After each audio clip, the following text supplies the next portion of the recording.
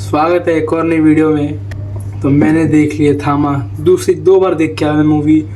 और मैं भी आपको एक ऑनेस्ट चीज़ कहने वाला हूँ, पर उससे पहले मैं बोल देता हूँ इस वीडियो में मैं स्पॉइलर होने वाले हैं, तो स्पॉइलर वार्निंग। एंड अगर आपने थामा नहीं देखी है तो पहले देख के आओ, अच्छी मूवी है।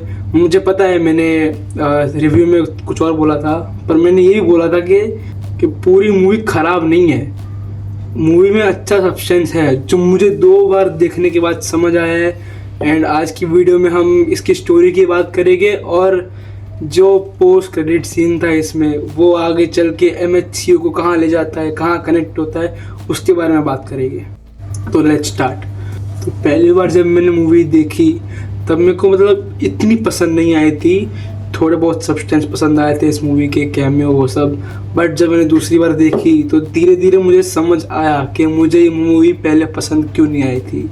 तो बात करते हैं। तो सबसे पहले मूवी की स्टोरी की बात करते हैं, और स्पॉइलर दे दिया मैंने, स्पॉइलर वार्निंग, स्पॉइलर होने वाले हैं इस वीडियो में। एंड मैं आपको पूरी स्टोरी तो नहीं बताने वाला हूँ, बट जो मेन चीज़ है बेताल की स्टोरी, बेताल कैसे बने थे, उन्हें किसने बनाया था, क्यों बनाया था, वो सब। रक्त बीज को वरदान मिला था शिव जी से कि उसके खून की बूंद जब भी धरती पे गिरेगी उतने ही रक्त बीज और पैदा होंगे। तो उसके बाद फिर सब देवता उससे हार जाते हैं, सब लोग फिर जाके काली माता की मदद मांगते हैं। फिर वो आती है उसको मारने, बट वो भी उसको मारती है तो उसके खून की बूंद नीचे गिरने से और रक्त बीज पैदा हो रहे थे। इसीलिए काली माता ने फिर बेताल बनाए जो कि खून पीते हैं। बट ये बेताल इंसानों का खून नहीं पीते हैं, राक्षसों का खून पीते हैं, या वो इंसान जो कि इतने इंसान नहीं है जितने राक्षस हैं। तो 1947 में जब इंडिया और पाकिस्तान की वॉर चल रही थी, यहाँ पे दंगे हो रहे थे, तब ये बेतालों की फौज जिसमें यक्षासन, उसके साथी और ताड़का भी थी, तो ये लोग गए थे वहाँ जहाँ पे दंगे हो रहे थे, वहाँ पे इंसानों को मारने, जो कि एक दूसरे को मारे जा रहे। पर फिर वहाँ जाके उन्होंने देखा कि ये लोग तो एक दूसरे को मार रहे हैं, एक दूसरे का ही खून बहा रहे हैं। तब से उन लोगों ने डिसाइड कर लिया था कि इंसानों का खून हम बिल्कुल नहीं पिएंगे, इंसानों का खून जहरीला होता है।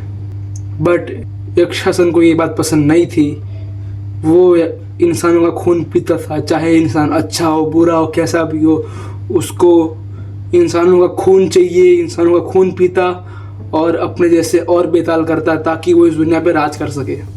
एंड ये चीज़ उनके रूल्स के खिलाफ थी, तो उन लोगों ने उसको पकड़ लिया। बट एक ये श्राप था कि जब भी इनमें से कोई भी एक बेताल ये रूल तोड़ेगा और कोई भी इंसान को काटेगा या उसका खून पिएगा, तब यक्षासन आज़ाद हो जाएगा। एंड फिर आलोक को बचाने के लिए करंट टाइम में ताड़का उसे काट लेती है, तो उसके बाद यक्षासन आज़ाद हो जाता है। ये तो थी स्टोरी की बात हमने थोड़ी करी कि बेताल कौन थे, कैसे बने, क्यों बने थे, एंड यक्षासन कौन था, वो सब। बट अब बात करते हैं कि जो लास्ट में हमको एंडिंग दिखाई है जहाँ पे आलोक इनका नया थामा बन जाता है, वो कैसे हुआ।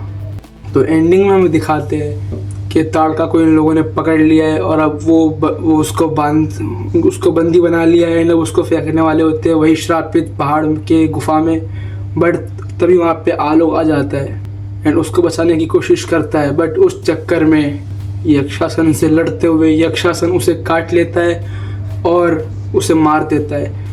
एंड ये चीज़ भी उनके रूल के खिलाफ थी कि वो लोग एक दूसरे, मतलब कोई भी दूसरे बेताल को वो लोग नहीं मार सकते थे। बट यक्षासन है, उसको रूल की नहीं पड़ी एंड वो आलोक को मार देता है।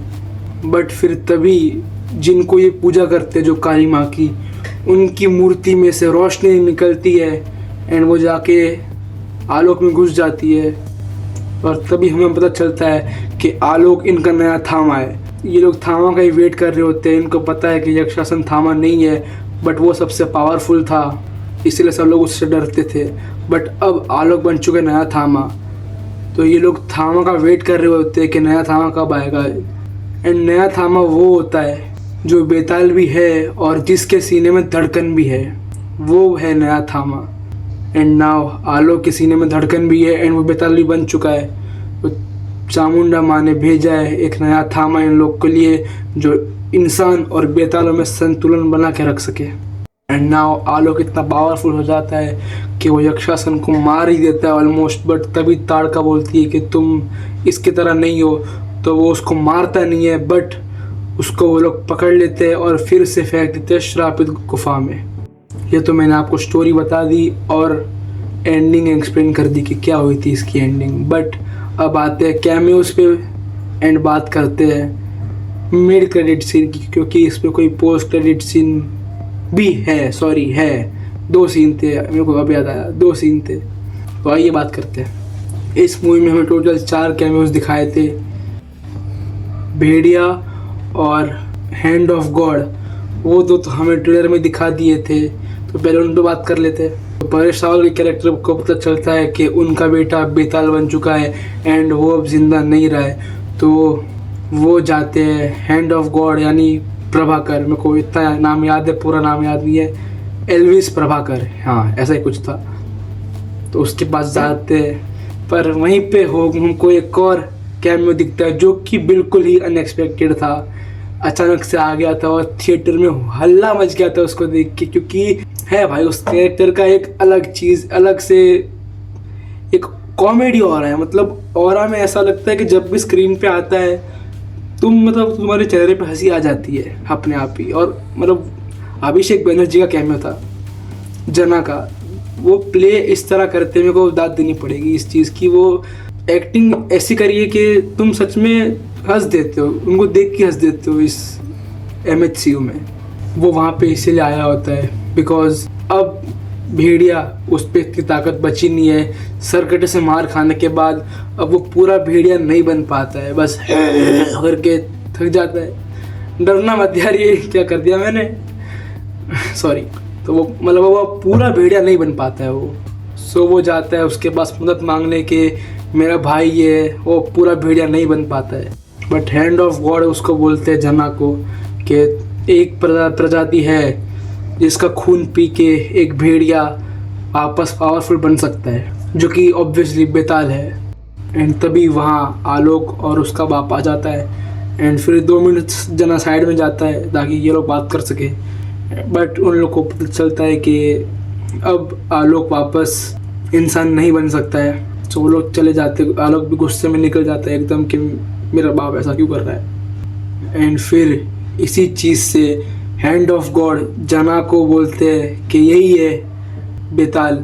एंड फिर जहाँ पे आलोक बैठा होता है वहाँ की चद्दर देते जना को ताकि वो अपने भाई को दे सके। एंड वो सूंघ के वो आलोक का पीछा करे एंड उसका खून पी ले ताकि वो वापस पावरफुल बन सके।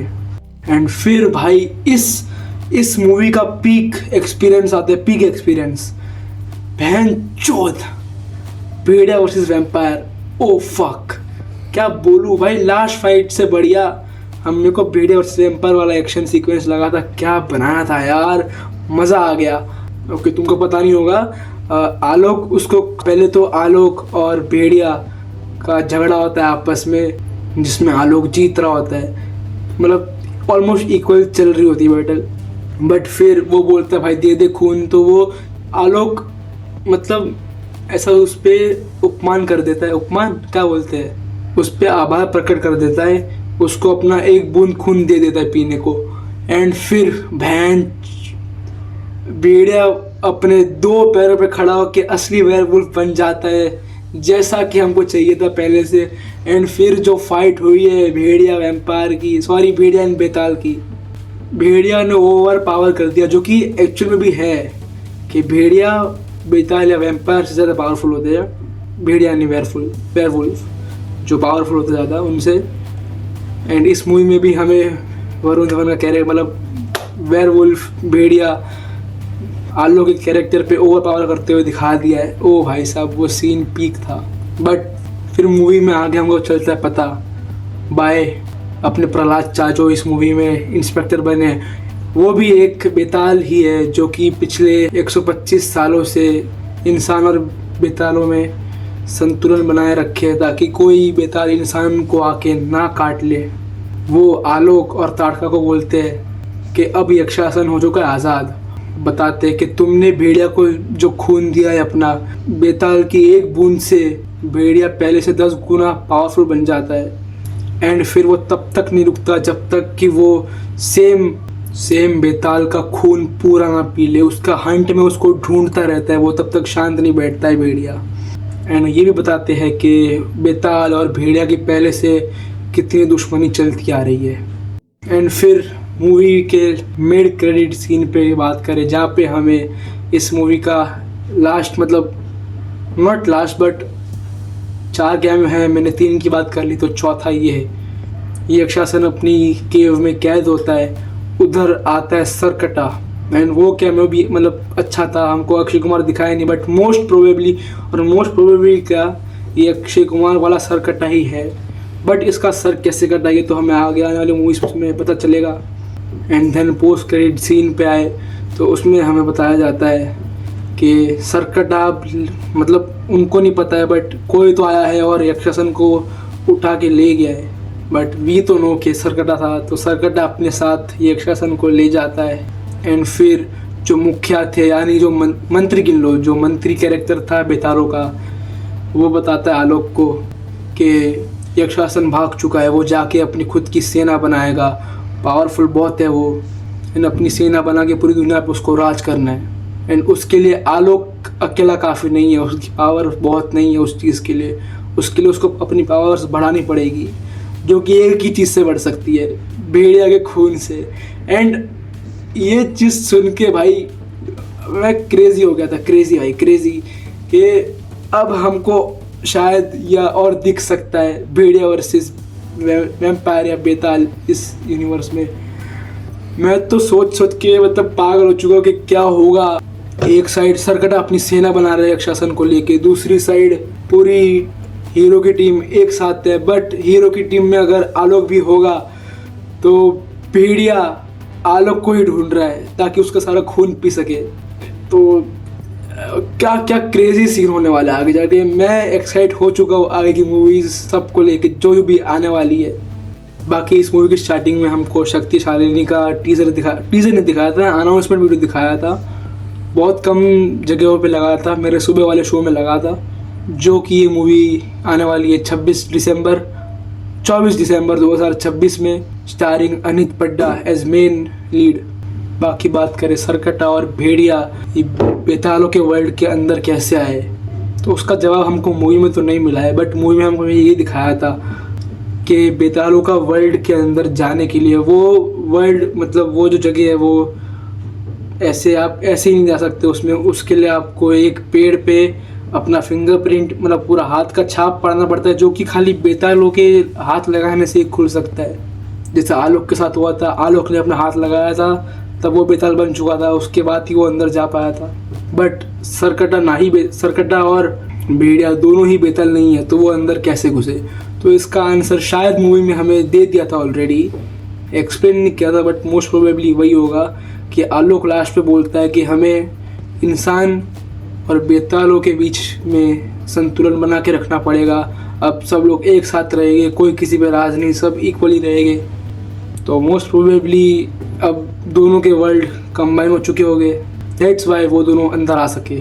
आई नो इस जगह मैंने मूवी की थोड़ी तारीफ़ करी है, बिकॉज मैंने पहले बोला है, अभी भी बोलता हूँ कि ये मूवी पूरी वर्ल्ड बिल्डिंग पे थी MCU के।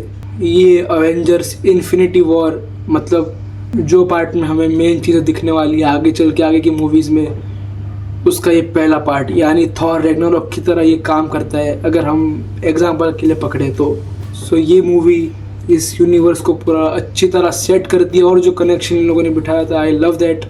एंड शायद से यही कारण है जो ये मूवी मुझे इतनी मतलब टॉप क्लास बहुत लोग को नहीं लग सकती है, क्योंकि ये पूरी वर्ल्ड बिल्डिंग पे थी, इसीलिए सबको स्लो लग सकती है। एंड इतना माइट प्रोबेबली ये 3-2 जितना तो ना कमा पाए, बट अच्छा कमाएगी, क्योंकि आज पहले दिन इसका आ चुका है 25 करोड़ कमाए थे पहले दिन, जो कि अच्छा नंबर है।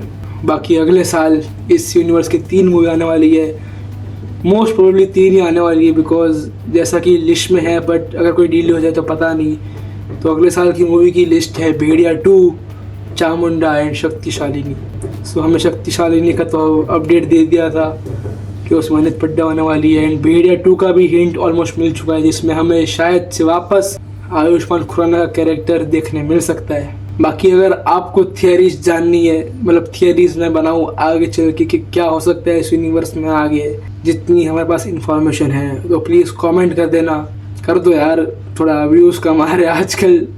बाकी आपको ये वीडियो कैसी लगी को हो ही बताना कमेंट में, लाइक कर देना, शेयर कर देना, सब्सक्राइब कर देना। मिलते हैं नेक्स्ट वीडियो में, बाय बाय।